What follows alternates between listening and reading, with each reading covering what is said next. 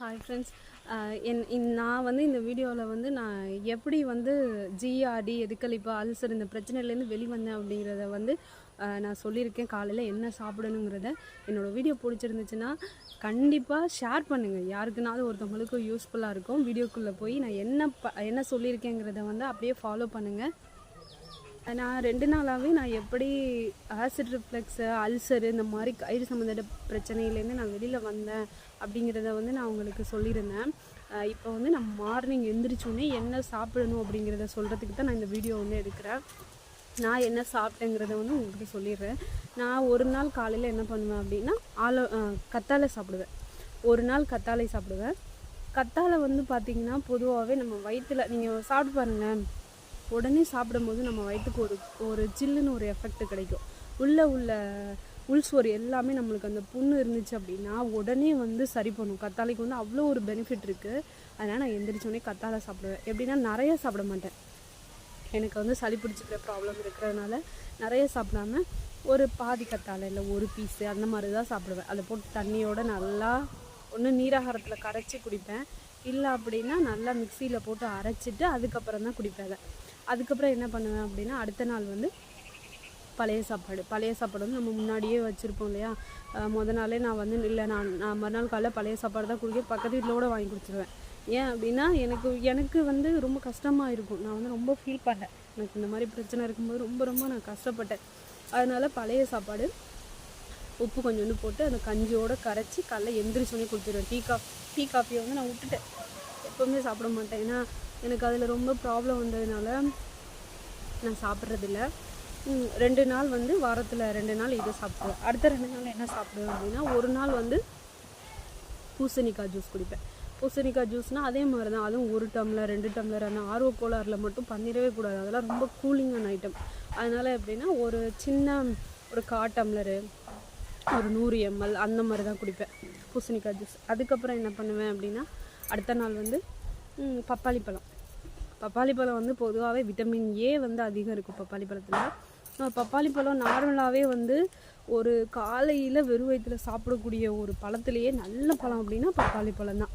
அதனால் பப்பாளி பழம் என்ன பண்ணுவேன்னா அது ஒரு நாள் இது ஒரு நாள் அப்படி சாப்பிடும்போது பப்பாளி பழம் வந்து இதெல்லாம் சாப்பிட்டு முடித்து ஒரு நாள் வந்து பப்பாளி பழம் ஜூஸ் எடுப்பேன். நல்லா பழுத்த பப்பாளி பழத்தை மசிச்சு ஸ்பூன் வச்சு சாப்பிட்டாலும் சரி, இல்லை ஜூஸாக போட்டு சாப்பிட்டாலும் சரி, உங்களுடைய விருப்பம் தான். பப்பாளி பழம் ஒரு நாள் எடுப்பேன். அடுத்த இன்னொரு நாள் என்ன எடுப்பேன் அப்படின்னா இவ்வளோ பெருசு தான் மஞ்சள். நான் வந்து இதுக்காகவே மஞ்சள்லாம் நட்டு வச்சுருப்போம். பொதுவாகவே கிராமங்களில் வந்து பொங்கலுக்கு கட்டுவாங்க இல்லையா மஞ்சள், இதை வந்து நட்டு வச்சுருப்பாங்க. வீட்டில் வந்து ஒரு மண் சட்டியில் போட்டு ஊனி வச்சோம் அப்படின்னா அதுவாகவே அப்புறம் பெருசாக வந்துக்கும். அந்த மஞ்சளை பிடுங்கி அந்த மஞ்சள் கிழங்காக தானே இருக்கும், அது பிஞ்சாக இருந்தாலும் பரவாயில்லன்னு அதை கொஞ்சமாக கட் பண்ணி அது கூட சுத்தமாக நான் வந்து எனக்கு இந்த உடம்பு ப்ராப்ளம் இந்த ஆசிட் ரிஃப்ளெக்ஸு ஜிஆர்டி எதுக்களிப்பு உங்களுக்கு என்ன பிரச்சனை இருக்கோ இந்த மாதிரி வயிறு சம்மந்தப்பட்ட பிரச்சனை இருக்கும்போது நான் ரொம்ப தேடி சாப்பிட்டேன். அந்த மாதிரி தான் முந்திரி இங்கே பக்கத்தில் வந்து முந்திரி காடெல்லாம் இருக்குது. அங்கே போயிட்டு தேனெல்லாம் ரொம்ப காஸ்ட்லி தான் தேன். ஏன்னா முந்திரி காடுகளில் அவங்க எடுத்து கொடுக்குறதே பெரிய விஷயங்கிறதுனால அங்கே போயிட்டு தேன் வாங்கிட்டு வருவேன். தேன் வந்து இப்போ வந்து 600 ml அந்த மாதிரி எடுக்கிறாங்க அப்படின்னா எனக்கு 1300 அந்த மாதிரி வரும். அதை வாங்கிட்டு வந்து இந்த மஞ்சள் காலையில் எந்திரிச்சு மஞ்சள் ஒரே ஒரு பீஸ் மஞ்சளும் அந்த தேனும் கலந்து மிக்ஸ் பண்ணி ஒரு நாள் சாப்பிடுவேன். அடுத்த இன்னொரு நாள் என்ன பண்ணுவேன் அப்படின்னா ஆலோவேராவும் தேனும் கலந்து அது கசப்பு. பொதுவாகவே ஆலோவேரா வந்து ஒரு 5 கத்தாழையை வந்து ஒரு 5 தடவை அலசணும் அப்படின்னா அந்த கசப்பு தெரியாது. நீங்கள் உங்களுக்கு அப்படியும் சாப்பிட முடியல அப்படின்னா தேனு கூட கலந்து சாப்பிட்லாம். லாஸ்ட் நாளில் என்ன பண்ணுவேன், அந்த 7 நாள் 7 ஐட்டம் சொல்லியிருக்கேன் இல்லையா சாப்பிட்றதுக்கு. 7வது நாள் பார்த்திங்கன்னா கத்தாழையும் ஆலோவேராவும் கலந்து கத்தாழையும் தேனும் கலந்து அது ஒரு 1/2 டம்ளர்கிட்ட குடிப்பேன்.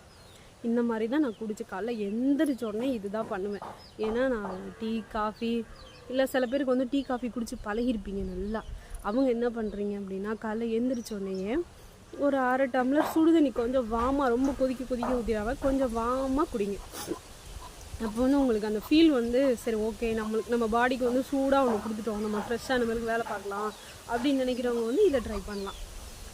சுடுதண்ணி வந்து கொஞ்சோண்டு குடிச்சிட்டு அதுக்கப்புறம் நான் சொன்னதை வந்து காலையில் முதல் உணவாக கொடுத்துருங்க. கண்டிப்பாக நீங்கள் காலையில் அல்சரோ இல்லை அசிடிக் ப்ராப்ளமோ இல்லை கேஸ்ட்ரைட்டிஸோ இந்த மாதிரி இருக்கிறவங்களுக்கு ஃபுல்லாகவே நம்மளுக்கு வயிறுலேருந்து தொண்டை வரைக்குமே நம்மளுக்கு புண்ணாக இருக்கும்.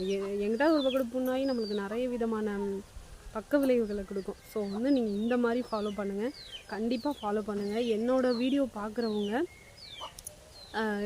இதை வந்து பார்த்துட்டு அப்படியே விட்டுட்டு போயிடாதீங்க. என்ன மாதிரி கஷ்டப்படுறவங்க நிறைய பேர் இருக்காங்க. அவங்களுக்கு வந்து இந்த வீடியோவை ஷேர் பண்ணுங்கள். இப்படி சாப்பிட்டு தான் சரியாகும், நீங்களும் ட்ரை பண்ணுங்கிறத சொல்லுங்கள். ஏன்னா நான் சாப்பிட்டு எனக்கு சரியாயிடுச்சு. இப்போ நான் நல்லா தான் இருக்கேன். ஏன்னா எல்லாம் சாப்பிடுவேன் அப்படின்லாம் நான் சொல்ல மாட்டேன்.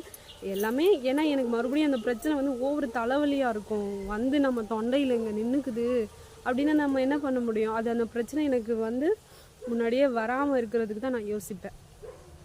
அதனால இப்போவும் நான் நார்மலாக சாப்பிடுவேன். இப்போ ஒரு 2 பச்சை மிளகா போட்டு அரைக்கிறாங்க அப்படின்னா எனக்கு நான் ஒரு அரை பச்சை மிளகா போட்டோ இல்லை ஒரு பச்சை மிளகா போட்டோ ஒரு சட்னி அரைச்சோ இல்லை குழம்பு வச்சோ எப்படினாலும் ஒரு சிக்கன் சாப்பிடணுனாலும் கொஞ்சமாக போட்டு நான் சாப்பிட்டுக்குவேன்.